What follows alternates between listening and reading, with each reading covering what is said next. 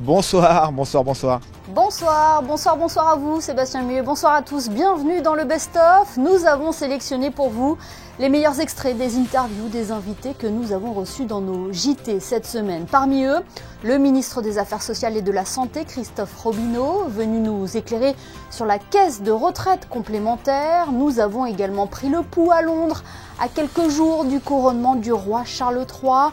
Nous nous sommes également intéressés à l'intelligence artificielle, une technologie qui fascine à la fois, mais aussi qui inquiète. Sport, culture, santé étaient également à l'ordre du jour dans nos JT cette semaine. Voici le best-of préparé ce soir par Sébastien Mésadry.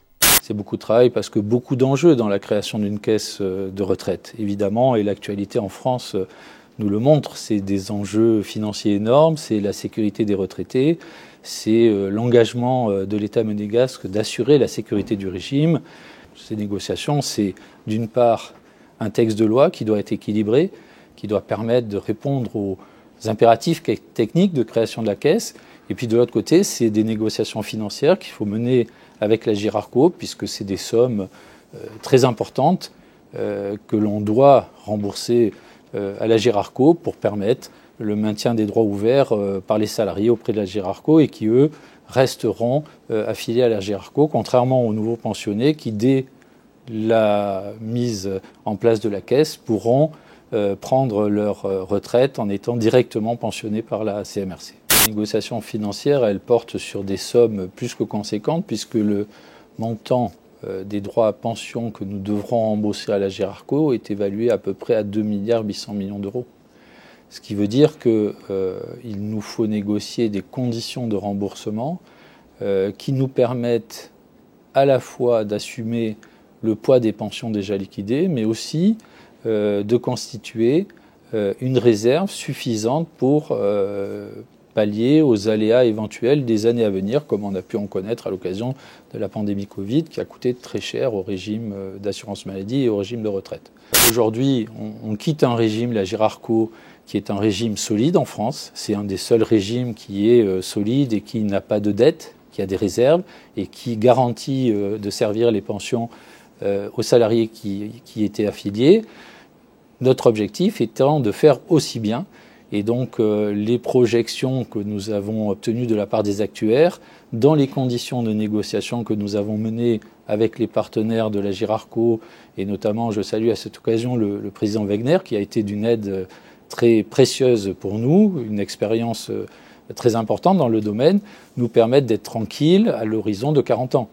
Aujourd'hui, je crois qu'on ne brûle pas les poubelles à Monaco. La réalité, c'est que tout le monde est très content du régime qui va être créé, qui représente la 5e caisse de retraite à côté de la caisse des travailleurs indépendants et des salariés, que ce soit pour la maladie et la retraite. Donc un régime complémentaire qui viendra améliorer la qualité des pensions qui seront servies à terme. Et je crois que là-dessus, tout le monde est d'accord. L'objectif était de moderniser réellement, et pas seulement en parole, le statut des fonctionnaires. Et puis le point important, c'est que l'adoption de ce statut des fonctionnaires permettait derrière de prendre les textes réglementaires, et notamment une ordonnance souveraine qui fixait le statut des agents de l'État. La réalité, c'est que avant ce statut, les agents de l'État avaient un statut de contrat à durée déterminée, reconductible sur 6 ans. Et au-delà, ils se retrouvaient dans une situation de ni oui ni non. C'est-à-dire qu'il y avait un statut de CDD reconductible tacitement, mais qui reposait sur aucun fondement juridique. Aujourd'hui, l'ordonnance souveraine crée ce statut des agents de l'État, limite le recours au CDD à 6 ans, et ensuite leur octroie un CDI. Le CDI qui est un contrat tangible, qui repose sur un fondement juridique et qui vient sécuriser leur situation. On regarde dans les boutiques, il y a énormément de Celebrate the Coronation, célébrons le couronnement, avec que ce soit dans les magasins de souvenirs où il y a évidemment tous les mugs, tous les torchons, toutes les tasses, tous les porte-clés qui sont en vitrine à l'honneur du couronnement. Après, les gens n'ont pas encore sorti les fanions, pas encore les drapeaux. J'étais dans l'ouest de l'Angleterre il y a quelques jours et il y avait déjà énormément de drapeaux, donc finalement plus dans les petites villes éloignées de Londres que ici à Londres. Et par contre, si on se promène dans le centre de Londres, c'est un petit peu plus royal. On peut notamment croiser à certains moments même des répétitions si on est entre Buckingham Palace et Westminster Abbey, l'abbé de Westminster.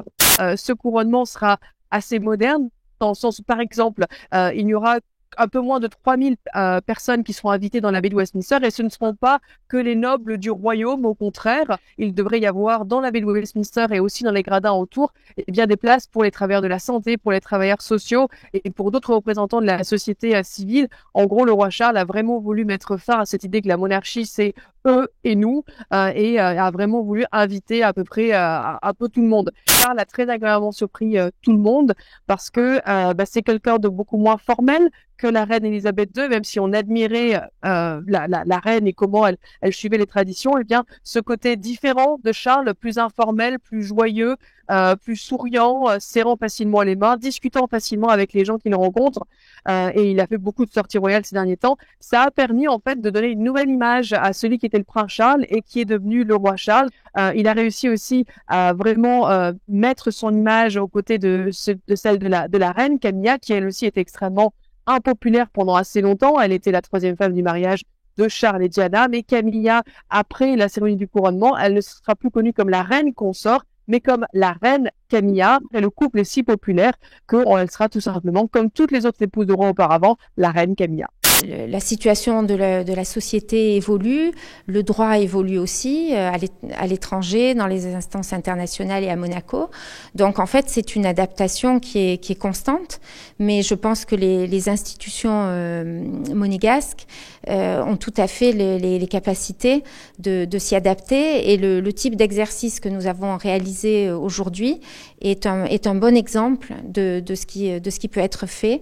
Et donc nous sommes reconnaissants à l'écrit de nous avoir offert cette opportunité. Tout particulièrement pendant cette journée du cœur chez les femmes, je vais parler de la maladie rénale chronique. Et en fait, la maladie rénale chronique, c'est une maladie fréquente qui concerne en France près de 6 millions de personnes et qui a pour principale cause l'hypertension artérielle, le diabète, l'exposition aux facteurs de risque cardiovasculaire en général, et d'où l'importance primordiale de parfaitement contrôler les facteurs de risque cardiovasculaire et de donner les médicaments qui permettent de prévenir et d'éviter l'aggravation de la maladie rénale chronique, que ce soit chez les hommes que chez les femmes.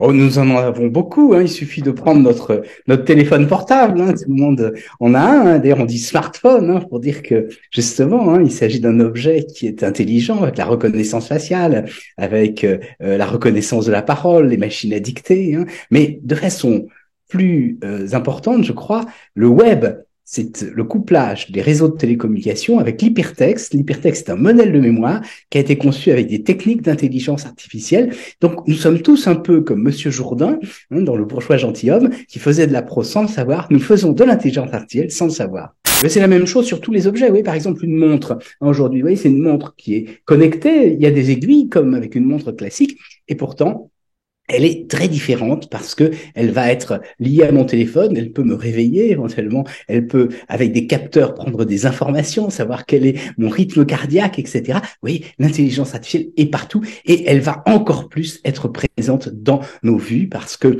le coût des capteurs va diminuer, le coût des processeurs lui aussi diminue et donc, bien sûr, ça va offrir énormément d'opportunités pour utiliser l'intelligence artificielle. Il faut dissocier ce que l'on appelle la propriété patrimoniale, c'est-à-dire les droits que vont recevoir les personnes dont on utilise la voix, etc. Mais au fond, ça n'est pas dramatique. Et puis, il y a des recours en justice qui sont possibles. Et puis, la propriété morale, le fait que on va vous imiter, que votre style va être transformé. Alors ça, bien sûr, ça pose de très grands problèmes. Mais au-delà, ce qui est dramatique, c'est ce qu'on appelle les infox, ou les fake news en anglais. Ce sont toutes ces déformations de la réalité qui font que on ne peut plus avoir confiance dans ce que nous voyons et dans ce que nous entendons. Alors, les vrais dangers, bien sûr, c'est que les machines décident toutes seules, hein, que éventuellement elles fassent des bêtises, que la machinerie sociale, c'est-à-dire les institutions, confient à des machines tout un tas de tâches, une déshumanisation de cette relation avec l'institution. Ça, c'est vraiment dramatique, le fait qu'il n'y ait plus d'hommes, qu'il y ait des machines. En revanche, les fausses peurs, c'est de craindre que la machine prenne le pouvoir, qu'elle soit elle-même autonome au sens philosophique, c'est-à-dire non seulement qu'elle soit automatique, mais qu'elle prenne les décisions toute seule. Non, il n'y a pas de machine proprement autonome. Il y a toujours des hommes derrière les machines, et ce qu'il faut craindre, ce ne sont pas les machines, ce sont ceux qui les utilisent, qui les manipulent. Oui, Lens est actuellement supérieur à l'AS Monaco. Ce week-end, le week-end dernier, on a vu clairement la différence entre les deux équipes. Mais Monaco n'a pas encore terminé son championnat. Il peut très bien revenir dans le jeu. Oui, il y a beaucoup de questions qui se posent autour du club, comme souvent. Il y a le directeur sportif Paul Michel qui va partir. Et puis donc il y aura une nouvelle orientation au niveau de l'effectif. C'est vrai que ça sent un petit peu la fin de cycle. Donc oui, il y aura forcément des arrivées. Est-ce que ça sera mieux que les Camara ou les Jean Lucas qu'on voit plus du tout aujourd'hui? Il faut l'espérer, il faut le souhaiter pour le club, quoi. L'aventure de la Gambardella, c'est une aventure qui est un petit peu la vitrine du football et du football des jeunes et de la formation française. Donc c'est un événement qui est important, qui galvanise également un petit peu toute une institution, qui galvanise tout un club et qui entraîne toute une équipe autour des joueurs sur un événement au Stade de France. Qui pour les joueurs et comme pour le club représente quelque chose d'important parce que c'est ce que j'appelle depuis de nombreuses années, parce que cette Gambardella fait partie de la vie des formateurs depuis de nombreuses années. C'est une vraie aventure qui génère des émotions dont les joueurs raconteront tout ça à leurs petits-enfants et leurs enfants, donc c'est quelque chose d'important. L'AS Monaco et l'institution de l'AS Monaco met les jeunes et sa formation au centre de son projet, et participer encore cette année à une finale de la Gambardella, c'est quand même le résultat d'un travail par rapport à l'académie qui est remarquable. Aujourd'hui, l'académie est au centre du projet. Aujourd'hui, ce projet de la formation par rapport aux jeunes est au centre de toute l'activité du club. Et aujourd'hui, tout est valorisé par les jeunes qui arrivent à rendre service à l'effectif de Philippe Clément et à performer au plus haut niveau. Et aujourd'hui, c'est un vrai plaisir aujourd'hui d'avoir par exemple un ambassadeur comme Elias Benseguir qui aujourd'hui rend service à notre effectif professionnel. Écoutez, c'est toujours agréable de faire partie d'un jury, de découvrir des films, des auteurs, des nouveaux metteurs en scène. Et voilà, ça fait partie entre guillemets de notre métier. C'est une immersion pendant 5 jours. On voit beaucoup de films et je trouve ça très agréable de voir des films dans ce contexte-là. Il y a la mer, il y a le climat et je suis ravi d'être là, voilà. Et j'en vois pas beaucoup des films en général. C'est vrai? Je vais pas beaucoup au cinéma. Non, je suis pas cinéphile du tout. Quand tu fais le métier que t'aimes avec passion, c'est ta passion que tu l'exerces, que tu as la chance de l'exercer. Je vois pas où est le risque. Franchement, il y a des choses dans la vie, des métiers dans la vie, des situations économiques dans la vie qui sont beaucoup plus risquées.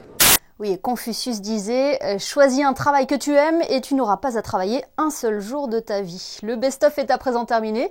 Merci de nous avoir suivis. On se quitte avec le flashback, un coup d'œil dans le rétro sur les événements qui ont marqué la première semaine de mai. Très belle soirée à tous sur Monaco Info.